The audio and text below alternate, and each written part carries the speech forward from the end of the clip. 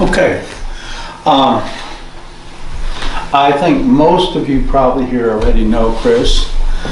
He's made several trips to India. 3? 7. 7, sorry about that. 7.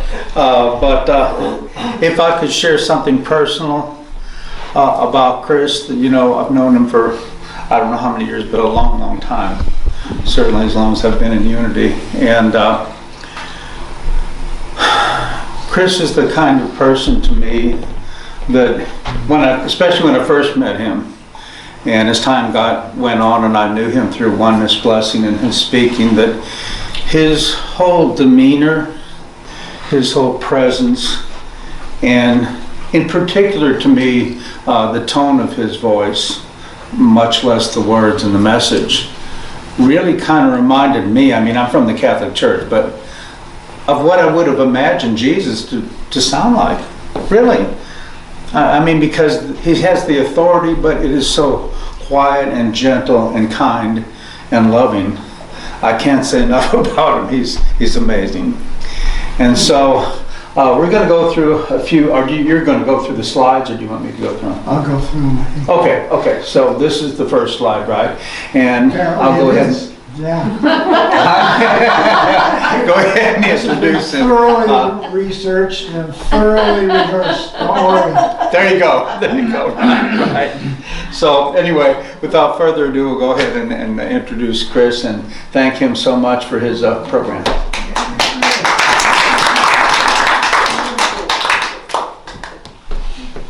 Thank you. By way of Are you muted? acting formal, I should turn you off mute. That works better. I'll put my jacket on for at least a minute. I may take it off again. That way I look like I might be the speaker instead of what the cat drug in. But it's good to be here.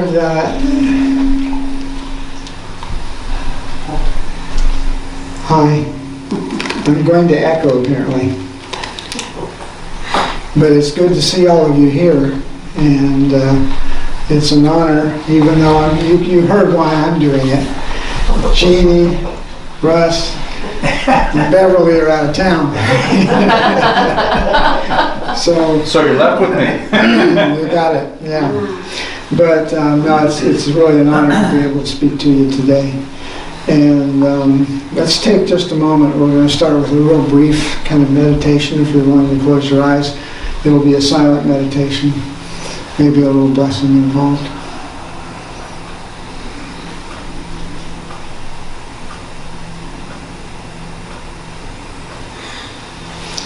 Shanti, Shanti, Shanti.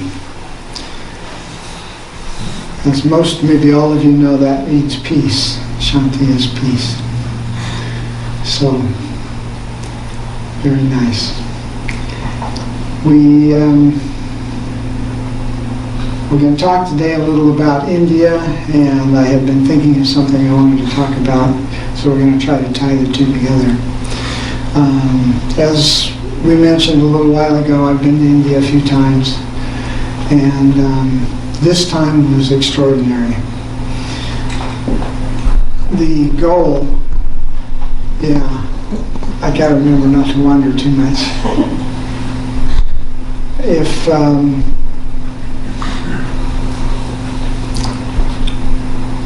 the purpose for which I went to India this last time was to make a leap forward in consciousness, in actual levels of awareness, spiritual consciousness.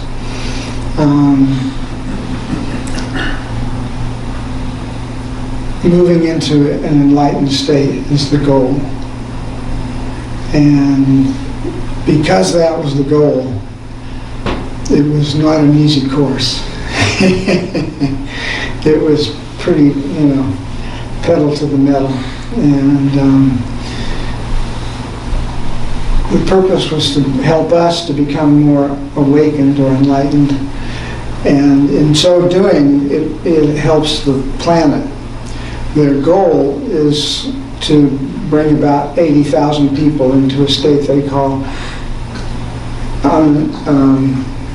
compassionate Jivanmukta. And the Jivanmukta is enlightened, and the compassion is English, so you know what that means. If they can get 80,000 people, they feel that's a high enough percentage of the population, at 8 billion, that it will begin to shift our level of base consciousness. We will begin as a world to see things in a more holistic, connected way in which our lives are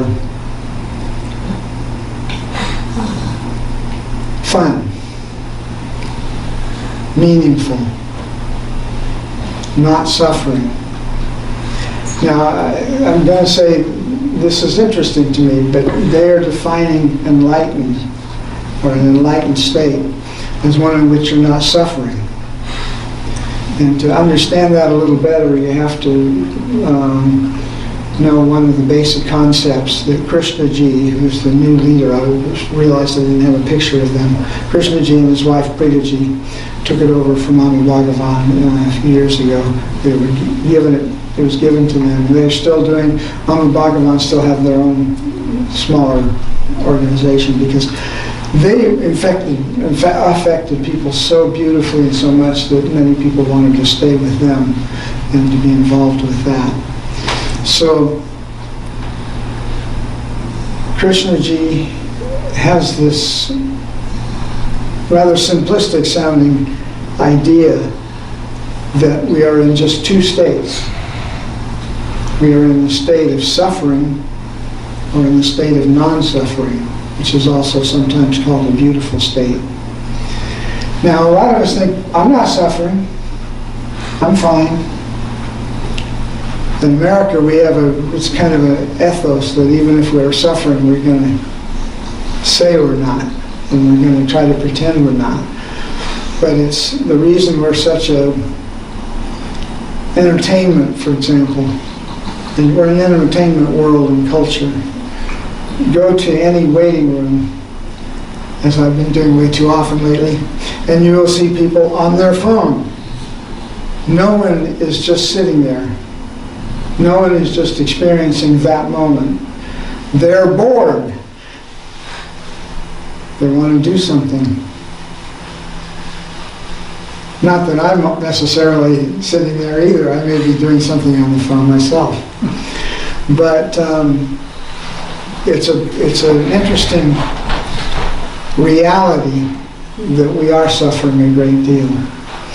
And so the purpose of this enlightenment is a major part, because once we're not suffering, what happens?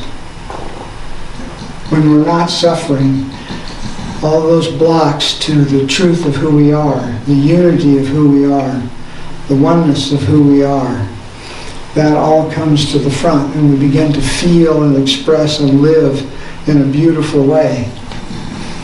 We begin to see things in a much more delicate and lively and transcendent way. Joy becomes a norm in life. Bliss becomes a standard feature of life. And so that was the goal. It's a 6-week program. I went to the first 4 weeks, which is all they've had available, and I need to do some things before I can go back to the next 2 weeks. The first 2 weeks, 5 and 6, I went through 1 through 4, starts in October. I won't be ready by then, I'm sure. As some of you know, I have some physical issues, and this was not easy. It was a considerable challenge. The day started at 5:30 with yoga. If it was fair weather, we were out on the lawn doing yoga. Then we would just sit and enjoy the moment for a little while. Then we would have our first meeting. Then, sometime after that, we would eat our breakfast. And then have a couple of minutes to ourselves and then go to the next meeting. And it kind of went on like that for, every day, except the night we stayed up all night. but we normally would be done by 8:30 or 9, somewhere in that general range. But the tapas is what this course is called, which means that we ate a lot of little tiny dishes. No, actually, you kind of do in India. That's kind of true. But that's not what it's about. It's about the fire of intense spiritual practice and realization and movement and growth. You know, to go through the fire of challenge, and that all-night thing was the tapas night.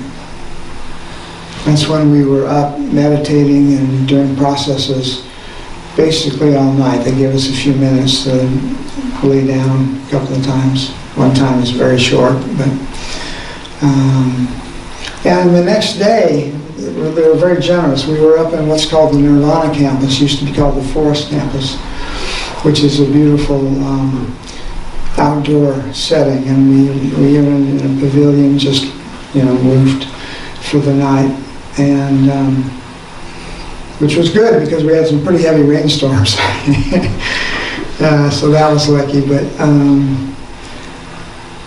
our Mukti Guru Krishnaji would come and speak to us and do 2 processes, and then we do another process for hours and hours and hours.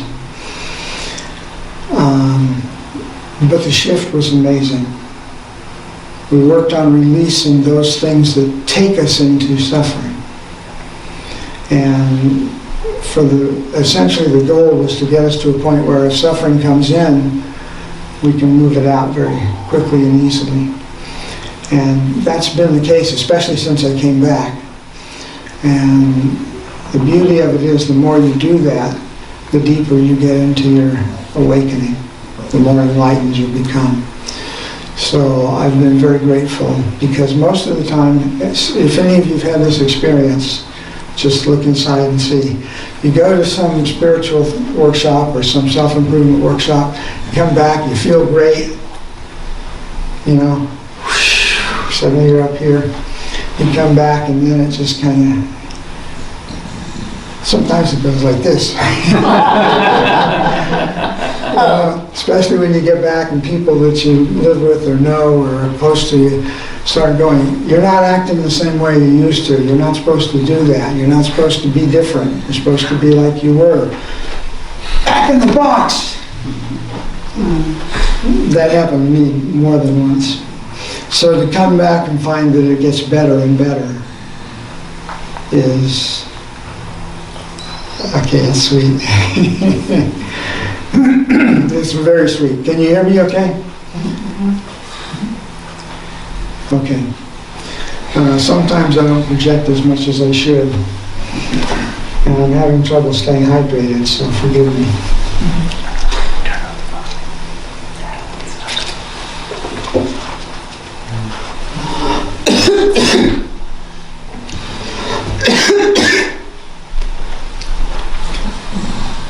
Among other problems with Parkinson's, sometimes you can't swallow very well. So if I choke, I can swallow. It's not contagious. They tell me it's just. Do you need us to hit you on the back when I have? Pow! Yeah, all of you come up and pow all at once. Just hit me on the back.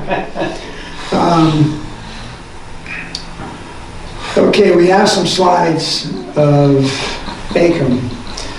And this is, because they only let us have the phone out for an half hour, an hour a week, and because we weren't supposed to take pictures until the last day, and then when I took out my camera, it was phone camera, the battery was almost dead. So anyway, I took a few pictures. This one, I wanted to give a good look at the temple, or ACOM as we call it now, ACOM Kshetra. It's not as good a look as it turns out. There was a better one.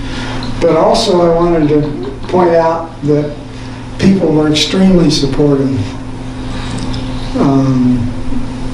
unbelievably so, because I've got some illness and I'm not as young as I used to be. I mean, none of you can relate to that. But I kind of say I wasn't the oldest person there. I wasn't the sickest person there. There was a couple of people, one person in particular, who spent half the time at the hospital. But I was the oldest, sickest person who showed up every day. So people seem to appreciate that, because I was at the bottom floor of that, and there's a long ways to the top because there are high ceilings and lots and lots of steps. And I was having a rough day in the first week. It may have been one of the times when I got local sick. You know what I mean? Got sick from something locally that was going on temporary. And I started to walk toward the stairs, and I felt hands on my shoulders. I was turned around and pointed in the other direction, and then moved in the other direction. It was this young woman. She was so authoritative and matter-of-fact and natural about it. I thought, she's part of the part of the people that are putting it on. She's just another person in the group from India. There were a lot of people from India. She guided me to the back, and there's a lift, an elevator in the back. I had no idea. She got me on the elevator. We went up to the third, well, it's called the second floor there because the British were there more recently, so they've infected their common sense. Ground floor is 0. First floor for us is second floor for us is first floor, and so on. So I went to the second floor on the elevator. She walked me to the front of the line. When I got there, people got me water. One person took me, went in and got a seat for me when the door opened, because we were waiting for the door to open. One Indian woman came over and gave me a couple of caramels. That was just, kind of the way my whole trip went. People just, you may see my roommate who decided the first day, he took one look at me and said, "You need help." And so he would go to the bus, and we travel on the bus almost every day. No air conditioning on the bus, by the way. One of the reasons that it was an exceptionally hot July, and it was pretty tough. So he would go to the front of the line for the bus and say, hold on, put me on. So I got established early. And she showed up many times to help me, as did many other people. Also, I did say there's a better picture coming up. There you go. This is a little, I took this one because of the night picture. There's also interesting women.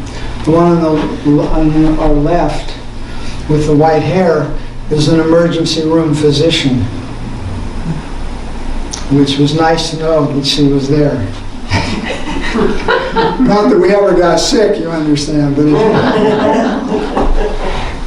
one time I got something in my eyes that got infected, and I was weeping. She took one look at me and said, "Yeah, go to the doctor again," because they thought it was going to be okay, the doctor had.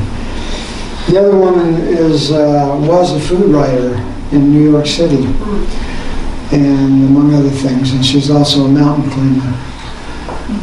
For some reason, she had multiple concussions. I never found out exactly why she had multiple concussions, but she had a lot of neurological problems that she was dealing with. So, anyways, you can see it lights up pretty nice.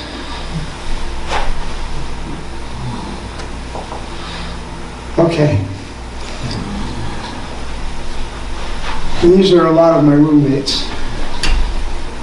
The fellow with the glasses on that side was the guy that swooped in and just started taking care of me for day one. One time when I was at Aiken, Kshetra, on the 3rd floor, and I just went down.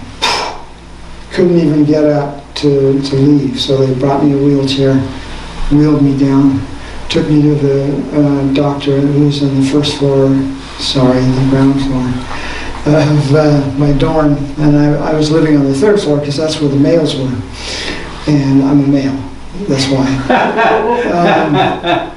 So I was on the 3rd floor, and I tried not to stop on the 2nd floor, but I was so tired sometimes I just went charging in and looked around. What's not right? You know that moment when you walked in the wrong bathroom? Yeah. No, not again. Ay, ay, ay. Anyway, so he stayed downstairs on the 1st floor with me because they found a room for me to stay in. He just moved down for the night in case I needed any help.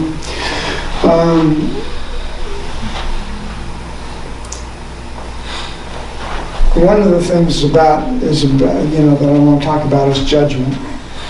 And so remember this woman on the end, okay?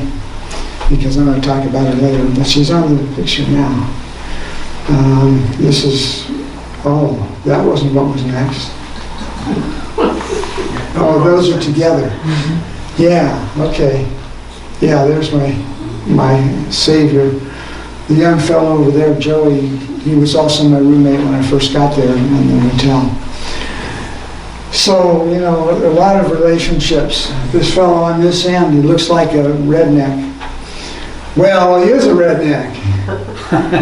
He was an electrician and from Puerto Rico. It turned out he was in a big Mormon family, but he went out and raised hell so he wouldn't have to go on a mission. So yeah, he's a little bit of a redneck. But he was so miserable. I ran into him in Florida. And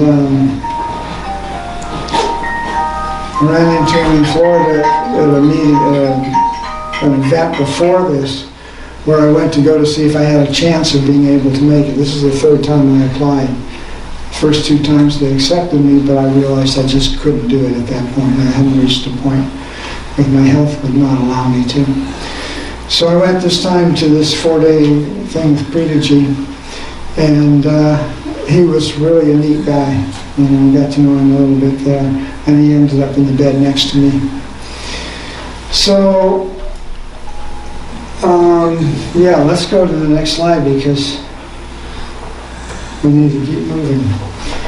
This is a better picture of, as they said, it's got more marble than the Taj Mahal. From what I've heard of the Taj Mahal, it's not really that big, so I think it's probably a lot more marble. Krishnaji, who is what I'm describing as the Mukti Guru, Freedom Guru, he started building this for his father when he was 19 years of age. He oversaw 300 contractors. He found and produced and brought in much of the money. I don't know if it was most, but it was a lot of it, as well as running it. So it was interesting to see what he accomplished, And I mention that because what they want is to create and awaken and enlighten people who are living in the world, who are doing the things that need to be done, who are the architects, who are the managers, who are the doctors, who are, well, I don't know what I am, but, they were somewhere involved in the world that were contributing in that way. And it does have a real profound effect on the consciousness when people are actively doing things in the world.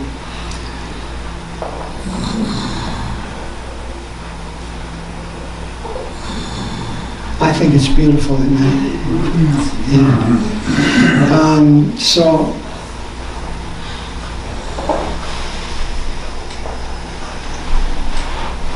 Well, that's confusing. Let's see what the next slide is.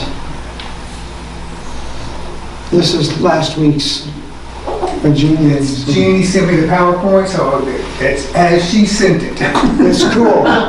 It's cool. And prayer is feeling.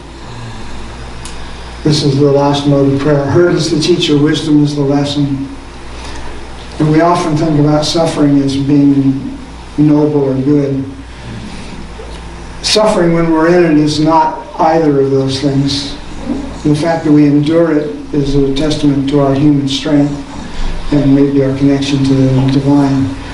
But it never really helps us because we're always less of a person. We're always less able to help someone else if we're hurting, if we're suffering, if we're in pain. Afterwards, we can have wisdom. Afterward, we can be deeper.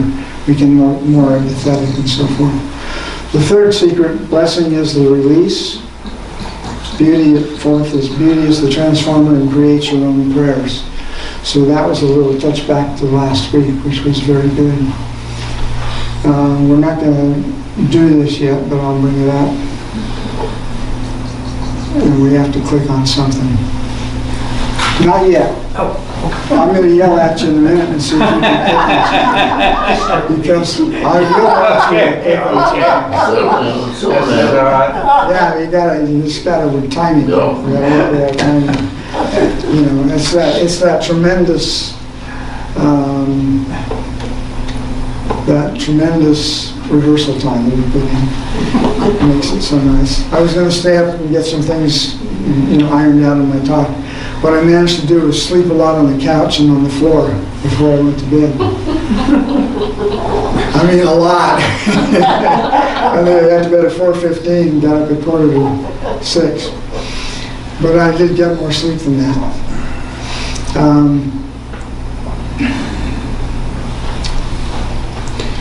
So I've kind of titled this talk today, "The Self in Selflessness." Selflessness is what we're taught to be, especially, I know you women are going to say, yeah, especially us. And that's probably true. Put your own needs back, be in service to people, be selfless, be selfless, be selfless. There's a lot of beauty in that. In the book on peace by,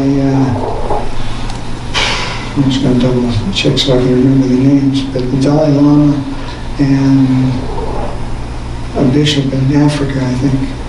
Can you remember his name? Tutu. That's probably what it was. But in any case, the two of them wrote a book on peace, and one of the things that they talked about was the value of getting out of your own skin and helping others, doing for others. Brought a lot of peace and joy in their lives. Maybe there's a book on joy. Anyway, it's sitting there, I should have looked at it. Peace and joy are available, but also, if we want to grow spiritually, we can't ignore the person who's with us every day all the time. We have to notice the self, because if any of you are not identifying as an individual at all, then you can go to sleep for this part of my talk, because it'll be fine, you're not missing anything. But most of us are having some identification as a person, as an individual, as a man or a woman, as a good person or a bad person, which can vary a lot from moment to moment.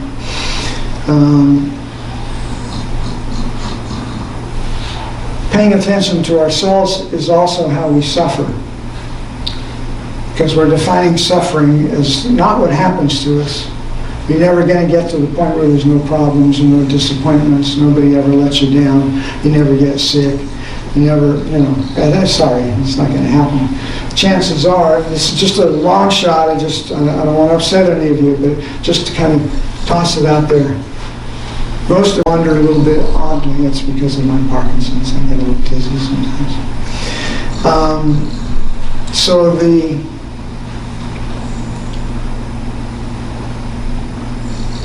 challenge is, how do we observe ourselves without getting caught up in all those thoughts? What will they think of me? Did I do a good job? I should have said something to her. No, I shouldn't have said anything to them. Any of you do that? That is suffering. There's a Buddhist concept, which I think I read in Pema Chodron, and I asked Jeannie because I couldn't remember the word, and she sent me back, Sherpa is the word. Well, I figured unless I was planning an assault on Mount Everest and wanting to know who locally to hire to help, Sherpa was not the answer. But this morning it dawned on me as Shenpa. And Shenpa is noticing right away when we're getting pulled into our triggers, when we're starting to go downhill. We're starting to get angry, we're starting to get upset, we're starting to feel, like that person sucks, sorry, Those are the things that come up. The sooner we catch them,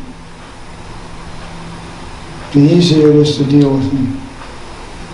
But you won't catch them if you aren't noticing yourself. So what we have to do is notice ourselves without all the darn judgment. Not judging ourselves and also not judging others. Because when we judge ourselves or others, we get into comparison, we get into worry, we get into all sorts of suffering. That's really one of the root causes. And so that's a trick. It's an art. That's a little bit of science. So one of the things that I wanted to try that home with was this slide, which is just read the slide for 10 minutes. No. It's a recording, and it's be still and know that I am God. One of my favorite Psalms, one of my favorite things in the Bible, period. As a matter of fact, that's one of the few home runs I can think of for me in the Bible. But it's over the fence. And it's so true. And I know many of you, if not all of you, have heard this by Amanda, we should say Round. And it goes like this, and it's overlapping, so it's sometimes a little hard to totally catch what's going on. But if it works, we'll play it. But be still and know that I am God. Now for us, we know that is also I am God. When I am still, I recognize the Godness within me. Be still and know that I am God. Be still and know. Now there's another level at which we're just seeing, experiencing, being. Be still and know that I am. There's some teachers who make a whole career out of I am. Okay, it's a beautiful concept, a beautiful word. Be still and know, just to know. Be still. Just be still. Be. You notice how each of those things is a different flavor of truth. And they all amount to the ability to just, well, it isn't the ability, it's what we want to do. It doesn't necessarily give us the ability to do it.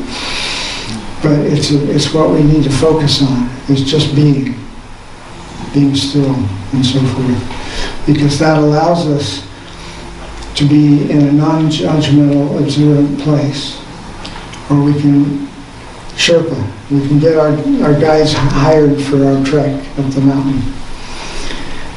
And so let's play that and listen to it, and it'll be a meditation within the talk.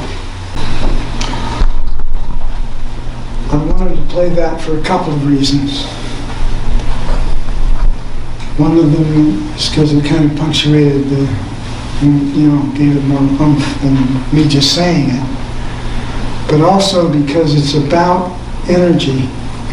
It's about experience. And some people wonder, okay, everything we're looking for is here. Why do you go to India? Who needs to go to India? Or who needs to go to a weekend retreat? Or we've got something coming up in LA in a couple of weeks. Maybe sooner, actually. With Pritaji, which is the same course that I went to in Florida. Why are we going to do that? Can you feel the difference in the room before that song and after? When you go to these places and you're with a person who's literally where you want to be, it's powerful. It moves us, it affects us. And they're speaking out of a oneness, out of a knowledge, out of a truth, which is their experience and their ability. So they're able to help. And things and places have power.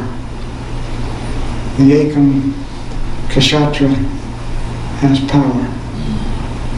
It's not just a beautiful building, it's built on enormous principles of spiritual energy.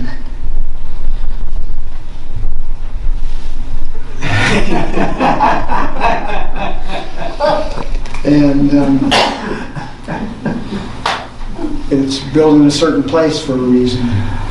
The Nirvana campus that we go to has hundreds of years of spiritual activity, at least, if not thousands. And the person who had it before us didn't want to sell it to just anyone. When he finally came time he had to let go of it, he was looking for somebody like Ekam, which is the new name for oneness, which also means oneness. So he was looking for the Ekam people. And they found each other, and it's very beautiful. I did a Homa on that campus a few years ago. Homa is a fire ceremony. We brought in the local, energies, deities, beings, spiritual beings, nature beings. Wow, it was beautiful. So that's, something I want to make a point of too. It's multimedia. If we want to grow spiritually, we want to do all the things that we can do. And not all of us can go to India. I didn't think I could, till a friend of mine in Kansas City said, "You can do it." And I thought, oh, maybe I can. And I applied twice and said, well, I can't do it. And I applied a third time and I said, I can do it, and I'm going to do it. And I did it, with a lot of help from my friends. I made a lot of friends. It was, in fact, one of my purposes there, I kind of kid about this, but it's probably partly true. There's a certain kind of karma which is extremely good because it's helping people get toward their enlightenment and help move them on their path to enlightenment. It's called punya. And I handed out punya points like crazy. Everywhere I went, people were like, take my arm, help me up the stairs, lead me to a lift. Just went on and on. So it was, a beautiful thing that by being a little bit helpless, I could really help others, literally. I don't remember seeing her in this. I guess we didn't put that one out, but there was a little Asian woman. If I got on the bus and there wasn't a place for me to sit up in the beginning, and she was often sitting near the front of the bus, with others, she'd be on the aisle and she'd jump up, help me here. One time it's a 40-minute drive to the Nirvana campus, and the last of it is dirt road, back and forth, up and down, bouncing. And she was in the very back of the bus.